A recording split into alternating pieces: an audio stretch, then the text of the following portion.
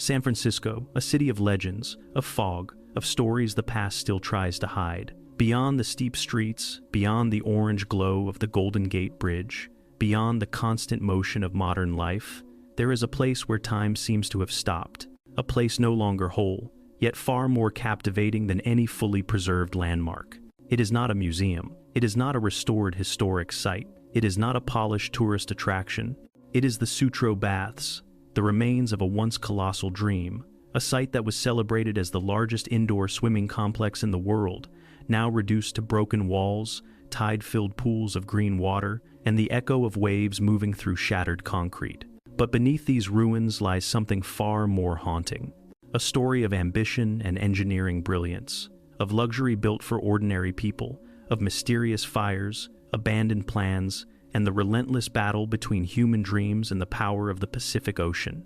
Today, anyone standing at the edge of these ruins can sense more than the cold sea air. They can feel the presence of a history that refuses to disappear. They can hear faint echoes of a world that once existed here and wonder why such a massive wonder vanished almost without a trace. This is the Sutro Baths documentary, the story of its rise, its glory, its fall, and the mysteries that still linger over the Pacific coast.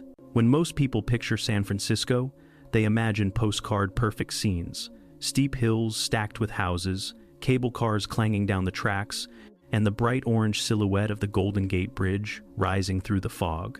But long before these landmarks became icons, another attraction captured the imagination of thousands. It was enormous, unusual, and overflowing with life, a place so unlikely it seemed impossible. This wonder was the Sutro Baths. Once celebrated as the largest indoor swimming complex in the world, the baths were a shimmering palace of glass, iron, and water. Workers, families, and children stepped inside and felt as though they had been transported into another world. Today, little remains. Visitors at the coastline near the Cliff House see only broken concrete, silent staircases, and moss-covered stones. Waves echo in empty spaces where crowds once splashed and cheered. People ask the same question: how could something so massive and beloved disappear so completely? To understand the answer, we must return to the mid-1800s, the era of the California gold rush, and a dreamer whose imagination was even bigger than his ambition, Adolf Sutro. In 1850, a ship arrived in California carrying a young German immigrant named Adolf Heinrich Joseph Sutro. Unlike most aboard, he wasn't chasing gold. He was a trained mining engineer who understood machinery, ventilation systems, and the dangers hidden underground. While thousands of miners dug with picks and shovels, Sutro noticed a crisis: mines flooding with water, toxic gases, fires, and explosions. He believed he could change that. Traveling to Nevada's Comstock Lode, one of the richest silver deposits in the world, Sutro proposed an audacious solution: an underground tunnel miles long to drain water, ventilate the mines, and provide a safe escape route. At first, investors mocked him. Then, disaster struck. An 1869 explosion and fire in the Yellow Jacket mine killed 35 miners. Suddenly, Sutro's idea seemed essential. He formed the Sutro Tunnel Company, raised money, and spent years blasting through solid rock. In 1878, the tunnel was completed, 3,600 feet long, 10 feet wide, and reaching nearly 1,600 feet below the earth. Sutro became wealthy, but he didn't want a private empire.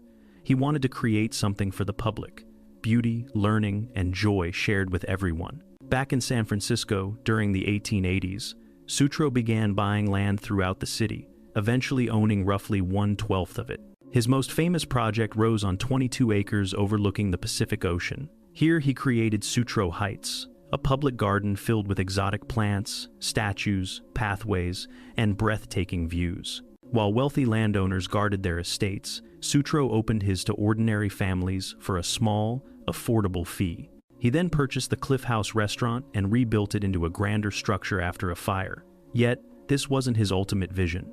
Below the cliffs lay a rugged cove battered by waves. Others saw difficulty. Sutro saw potential. First he imagined an aquarium, then a promenade, then a hotel, until the idea evolved into something far more magnificent: a gigantic public bathing palace inspired by ancient Rome.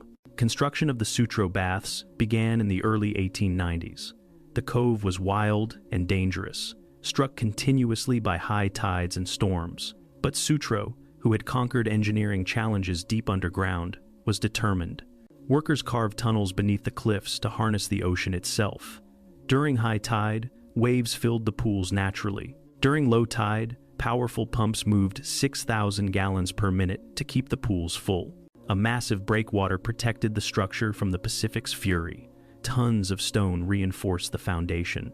Tracks were built inside a nearby cave to haul materials. Finally, the glass palace rose, covering 3 acres, gleaming like a crystal temple above the ocean. Sunlight poured through the roof. 7 pools stepped down toward the sea, 6 filled with salt water at varying temperatures, and 1 filled with fresh water. Balconies, staircases, walkways, and iron arches surrounded the pools like the ribs of a great ship. It was immense, breathtaking, and entirely unique. Inside, the Sutro baths became a playground for everyone. Diving boards shot swimmers into the air. Water slides twisted into the pools. Trapezes hung above the water for the daring. Floating platforms drifted across the surface. For those who didn't swim, a grand promenade circled the pools, while Sutro's private museum showcased Egyptian mummies, rare plants, animals, artifacts, and curiosities from around the world.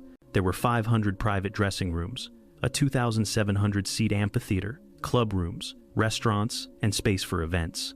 Best of all, it was affordable. A 5-cent streetcar ride and a 25-cent admission fee. When it opened in 1896, thousands flooded in. For working-class families, the baths were a magical escape. Sutro proudly argued that even ancient Rome never built anything this magnificent, and he wasn't wrong. But just 2 years later, in 1898, Adolf Sutro died. His heirs inherited the baths, the cliff house, and the surrounding land, but not his passion or engineering expertise. Maintaining the massive building became nearly impossible. The ocean never rested. Repairs were constant and expensive. Furnaces, pumps, and glass panels demanded non-stop attention. Though competitions and events brought crowds occasionally, the baths struggled financially. World War I, the Great Depression, and shifting entertainment tastes pushed them into deeper decline. By the 1930s, the once brilliant palace was barely staying alive. Adolf G. Sutro, the founder's grandson, tried to revive the baths. Believing swimming alone wasn't enough, he began remodeling.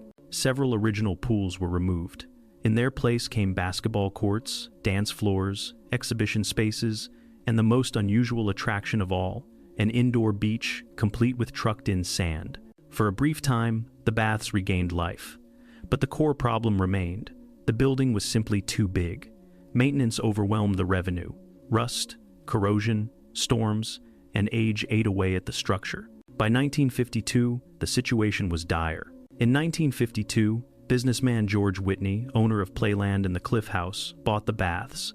He converted the remaining space into a giant ice skating rink, which became popular for a time. But after Whitney's death, his family sold the land. Developers envisioned high-rise condos and shopping centers. The old structure no longer fit their plans. By the early 1960s, demolition was scheduled. Then, disaster struck. On June 26, 1966, a massive fire erupted inside the Sutro baths. Flames devoured the structure, glass shattered, and metal beams twisted from the heat. The building collapsed in a matter of hours. The fire was declared arson, but no one was ever arrested. Many suspected it was burned intentionally to clear the land or collect insurance, a mystery still unsolved. The developers abandoned their plans. The ruins were left to the elements. Nature reclaimed the site. Crabs crawled through the old pools, moss covered the stone, and waves washed over broken foundations. Fog wove through shattered walls, giving the area an eerie beauty. Artists, photographers, hikers, and families were drawn to the ruins. The Sutro baths transformed into an open-air time capsule, a haunting landscape where history whispered through every beam and broken stairway. In 1980, the National Park Service acquired the land, preserving it as part of the Golden Gate National Recreation Area. Today, standing at the ruins, you feel the weight of time. The air smells of salt and wind. Wildflowers bloom along the cliffs. Waves crash just as they did more than a century ago. Visitors imagine the warm glow of sunlight beneath a glass roof, the cheers of swimming competitions, the hum of heating pipes, and the laughter of families. The baths may have fallen, but their spirit endures. The Sutro baths teach us that dreams can shape cities, luxury can be shared with everyone, nature always has the final say, history is fragile, and memories can outlive monuments. The story of the Sutro baths began as a dream, and today, that dream survives in the hearts of those who visit, those who explore the ruins, and those who wonder what once stood on this mysterious stretch of the Pacific coast.